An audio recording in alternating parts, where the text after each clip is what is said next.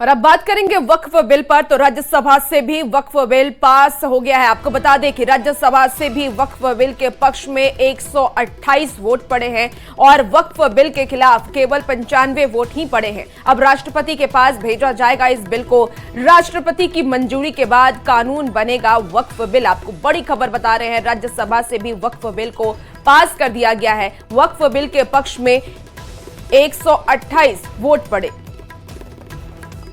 तो अब राष्ट्रपति के पास इस बिल को भेजा जाएगा। राष्ट्रपति की मंजूरी के बाद ये बिल बन जाएगा। वक्फ बिल को लेकर के आपको बड़ी खबर बता रहे हैं, जहां लोकसभा के बाद अब राज्यसभा से भी वक्फ बिल पास कर दिया गया। 128 वोट से वक्फ बिल पास हुआ।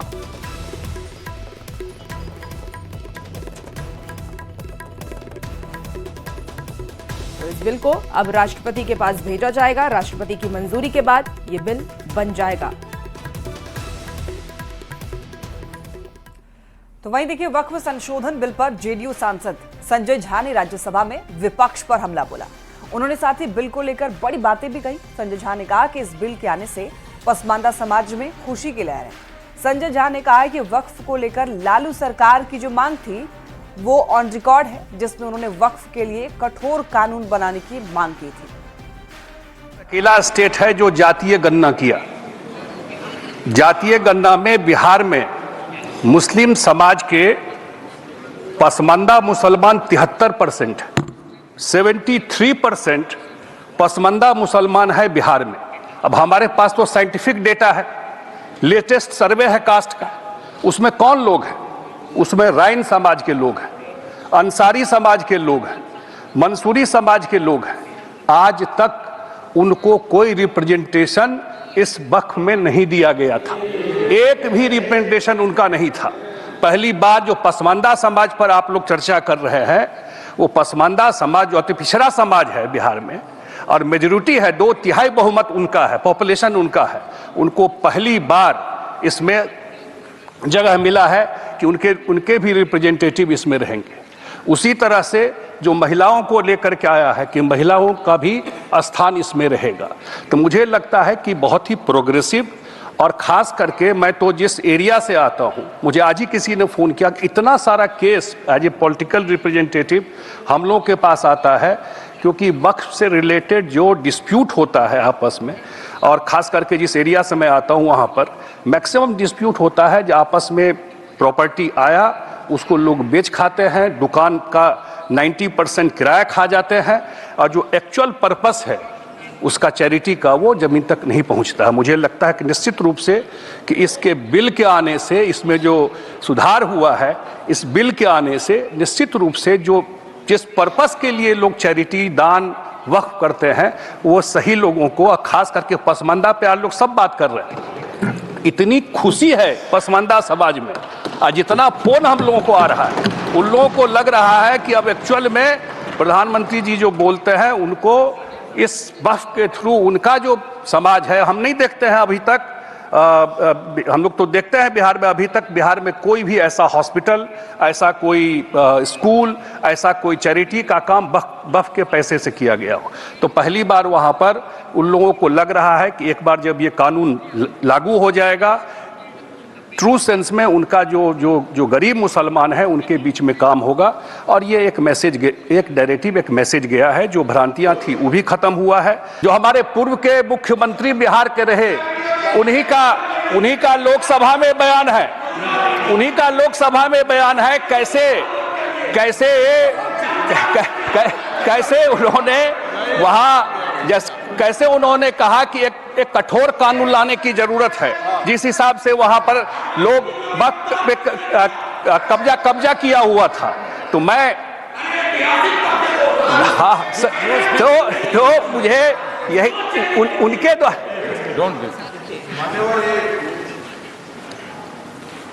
मैंने कल जो कहा, थोड़ा संजय झा जी के बोलने में गलती हुआ है, ऑब्जेक्शन रहे। संजय झा जी, वो रिकॉर्ड पर लोकसभा में दिया गया श्री लालू प्रसाद यादव का बयान है जो लोकसभा के दस्तावेज में उत्पन्न है। अब आप क्या इसको कॉन्ट्राडिक्ट कर रहे हो? अरे मगर ये बोले हैं या नहीं बोले हैं? ये बोले हैं या नहीं बोले हैं? वक्फ संशोधन बिल में सियासी बहस में पटना का डाक बंगला चर्चा के केंद्र में रहा। लालू प्रसाद के 15 साल पहले वाला बयान वायरल होने के बाद अमित शाह के बयान की खूब चर्चा हो रही है। वहीं अमित शाह के बयान का सिया वक्फ बोर्ड के अध्यक्ष ने भी स्वागत किया है।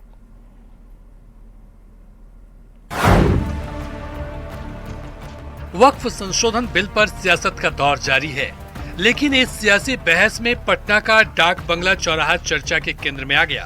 पहले तो लालू प्रसाद का संसद में 15 साल पहले दिया गया बयान वायरल हो रहा, जिसमें लालू प्रसाद ये कह रहे हैं सारी जमीनें हड़प ली गई। पटना के डाक बंगला पर जितनी प्रॉपर्टी थी सब पर अपार्टमेंट बन गया। तो दूसरी तरफ लोकसभा में वक्फ संशोधन बिल पर चर्चा के दौरान अमित शाह की जुबान पर डाक बंगला चौराहा आ गया। अमित शाह ने भी कहा कि लालू प्रसाद की इच्छा मोदी ने पूरी कर दी। करता हूँ, देखिए कानून बनाना चाहिए बहुत कड़ा। सारी जमीनें हड़प ली गई है, चाहे सरकारी हो या गैर, उसमें जो काम करने वाले लोग हैं सब बेच दिया है। प्राइम लैंड, ऐसा नहीं है कि कोई खेती वाली जमीन है। पटना के डाक बंगला पर जितनी प्रॉपर्टी थी ये सब पर अपार्टमेंट बन गया। वक्फ बोर्ड में जो काम करने वाले लोग हैं उनके द्वारा सारी प्राइम लैंड को बेच दिया गया है। पटना में ही डाक बंगले की जितनी प्रॉपर्टी थी सब पर अपार्टमेंट बन गए। इस तरह की काफी लूट खसोट हुई है। अब साहब लालू प्रसाद की इच्छा इन्होंने तो पूरी नहीं की, नरेंद्र मोदी जी ने पूरी कर दी। वक्फ संशोधन बिल पर चर्चा के दौरान अमित शाह ने डाक बंगला चौराहे पर जिस प्रॉपर्टी पर कब्जा की चर्चा की, रिजवान पैलेस की इस 122 कट्ठे की इस प्रॉपर्टी पर कई सालों से शिया वक्फ बोर्ड अपना दावा कर रहा था। इसके अलावा भी डाक बंगला चौराहे पर कई ऐसी प्रॉपर्टी हैं जिस पर वक्फ बोर्ड का दावा है और मामला ट्रिब्यूनल में चल रहा है। अब केंद्रीय गृह मंत्री के प्रॉपर्टी को कब्जे से मुक्त कराए जाने की घोषणा का शिया वक्फ बोर्ड ने स्वागत किया है। लोकसभा में बुधवार को वक्फ संशोधन बिल पर चर्चा के दौरान केंद्रीय गृह मंत्री ने पटना के डाक बंगला चौराहे की चर्चा की थी और कहा था कि डाक बंगला चौराहा पर जो वक्फ बोर्ड है उसने कई एकड़ जमीन को कब्जे में रखा है। इस वक्त की हम जो तस्वीर आपको दिखा रहे हैं उसी डाक बंगला चौराहे की है और यहाँ पर तकरीबन 122 कट्ठे की जो प्रॉपर्टी है उस पर वक्फ बोर्ड अपना दावा कर रहा है। इस बात की चर्चा केंद्रीय गृह मंत्री ने की थी और कहा था कि वक्फ बोर्ड के अधीन जो जमीन है उसको कब्जे से मुक्त कराया जाएगा। हालांकि इस पूरे मामले में जिस तरीके से केंद्रीय गृह मंत्री का लोकसभा में बयान आया है उसकी प्रशंसा की है जो सिया वक्फ बोर्ड के चेयरमैन हैं। बहुत अच्छा, मैं वेलकम कर रहा हूं, दिल की गहराइयों से मैं बहुत खुश हूं कि माननीय गृह मंत्री अमित शाह जी ने कहा खाली कर दे। मैं कहता हूं कि बिहार के शिया वक्फ बोर्ड के कम से कम 40 से 50 हजार करोड़ की प्रॉपर्टी आज भी लोग कब्जा किए हुए, खाली हो जाए। सरकार हमसे मांगे, खाली करने के बाद हम चैरिटी करने तैयार हैं, उसे समाज के कल्याण देने के लिए तैयार हैं। वक्फ संशोधन बिल पर सियासी वार पलटवार का दौर जारी है। इस सियासी बहस में पटना का डाक बंगला चौराहा सुर्खियों में है।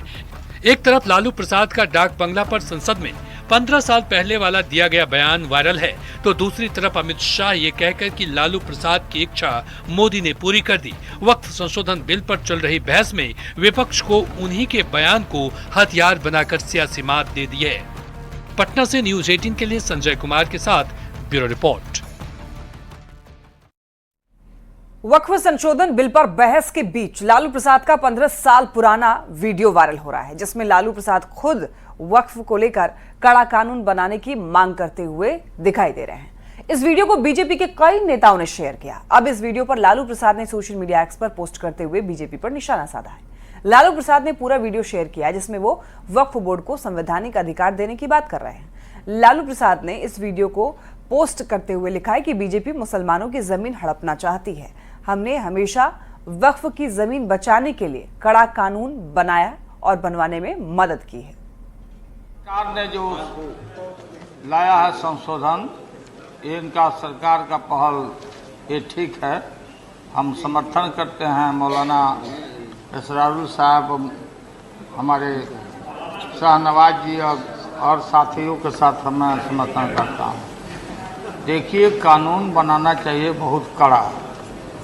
सारी जमीनें हड़प ली गई है, चाहे सरकारी हो या गैर उसमें जो काम करने वाले लोग हैं सब बेच दिया है। प्राइम लैंड, ऐसा नहीं है कि कोई खेती वाली जमीन है। पटना के डाक बंगला पर जितनी प्रॉपर्टी थी ये सब पर अपार्टमेंट बन गया, सब लोगों ने लूट लाट लिया है। आगे से खैर आप तो लाइए, इसको पास हम लोग कर देते हैं संशोधन आपका, लेकिन आगे से कड़ाई के साथ जो भी बल्लियाँ बना रहे हैं इसको संवैधानिक अधिकार दीजिए और कॉग्निजेबल ऑफेंस करिए अगर कोई बेचता है सो, और जो कब्जा किए हुए है सो, और ये सारे लोगों को क्रिमिनल मतलब नॉन अवेलेबल इसको नहीं बनाइएगा तब तक आपका ये खंता पूर्ति ये होता रहेगा। इसको बना दिया, उसको बना दिया, ये अबलाइज हो गया, काम खत्म। वक्फ संशोधन बिल पर बहस के दौरान गर्दनीबाग के तालाब का जिक्र हुआ। बीजेपी सांसद रविशंकर प्रसाद ने तालाब पर वक्फ बोर्ड के दावे का जिक्र किया। गर्दनीबाग के जिस तालाब पर वक्फ बोर्ड दावा कर रहा है उस तालाब के बारे में लोगों का यह दावा है कि बिना कोई नोटिस दिए ट्रिब्यूनल ने इसे वक्फ की प्रॉपर्टी घोषित कर दी है।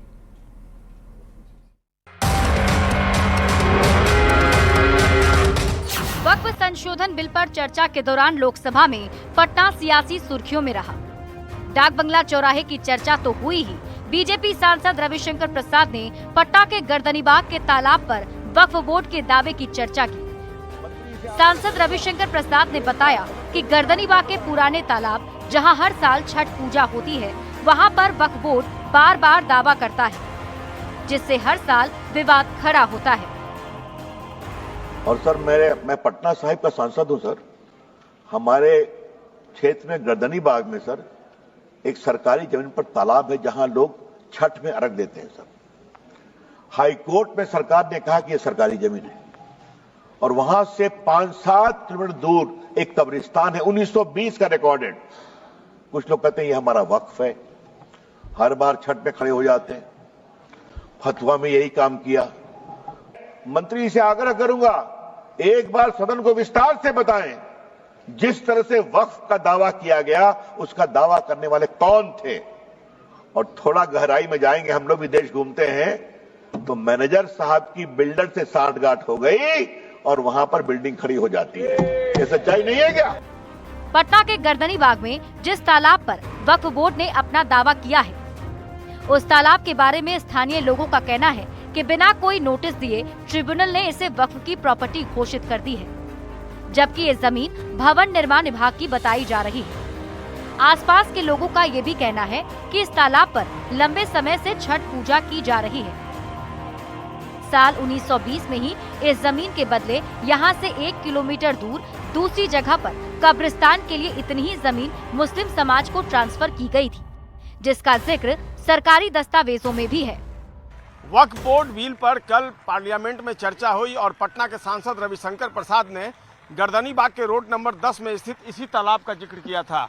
उन्होंने कहा था कि पिछले कई सालों से इस तालाब में छठ व्रत हो रहा है, लेकिन वक्फ बोर्ड ने इस जमीन पर अपना दावा ठोक दिया है। ये जो देख रहे हैं ये जमीन ये है, ये तालाब है। ये 1427 में समझे ना, इसके बदले में ये अंग्रेज इसको दिया। ये कब्रिस्तान है जिसमें अभी मालूम हुआ कि वक्फ बोर्ड के इसके आदेश से लोग कराया और दुकान बना रहा है। हम लोग सब विरोध में उतर गए, पूरा मोहल्ला। और ये 3 वार्ड काउंसिलर है, 13, 14, 15, ये सारे लोग जुट गए। अब ये मामला कहाँ चल रहा है अभी फिलहाल? ये हाई कोर्ट चल रहा है मामला। हाँ, ये हाई कोर्ट चल रहा है। हाई कोर्ट में ये मुस्लिम लोग जितने जो हैं वो दबाव बनाए कि नहीं ये हम कब्जा करके रहेंगे, लेकिन हम लोग मर मिटेंगे, लेकिन यहाँ कब्जा किसी का नहीं होने देंगे। पटना के गर्दनीबाग तालाब की गूंज लोकसभा में सुनाई दी। बीजेपी सांसद रविशंकर प्रसाद की चर्चा के बाद लोगों को ये उम्मीद जगी है कि इस तालाब पर 35 साल से जो छठ पूजा होती आ रही है वो आगे भी होती रहेगी। पटना से न्यूज़ 18 के लिए संजय कुमार के साथ ब्यूरो रिपोर्ट। वक्फ संशोधन बिल पर जेडीयू के स्टैंड के बाद 2 जेडीयू नेताओं ने इस्तीफा दिया है। पहला इस्तीफा मुस्लिम नेता और पश्चिम चंपारण जिला चिकित्सा प्रकोष्ठ के प्रवक्ता मोहम्मद कासिम अंसारी ने दिया और उन्होंने पार्टी के सभी पदों से इस्तीफा दे दिया। आपको बता दें कि दूसरा इस्तीफा जमुई के अल्पसंख्यक मोर्चा के सचिव मोहम्मद शहनवाज मलिक ने दिया। तो ये 2 तस्वीरें दिखा रहे हैं जहां देखिए कासिम अंसारी ने अपने सारी पद से इस्तीफा दे दिया है और मोहम्मद शहनवाज मलिक ने भी इस्तीफा दिया है। इस्तीफे का खैर मकदम करते हैं और उम्मीद करते हैं कि आगे आकर के दूसरे दल में रह करके ये मजबूत काम करेंगे और जिस दल में भी जाएंगे वो उस दल की मजबूती के लिए अहम किरदार अदा करेंगे। साद अहमद कासमी, राष्ट्रीय जनता दल। पसमानदा का रट लगाए थे तो मैं भी एक पसमानदा मुसलमान हूँ, लेकिन इस्लाम के अंदर कोई जात परस्ती नहीं है। और जो ये मुलामत दिखा रहे हैं कि पसमानदा मुसलमानों के इस वक्त बिल से काफ़ी फायदा होगा, ये घोर निंदनीय है और हम इसके कड़े शब्दों में भर्त्सना करते हैं।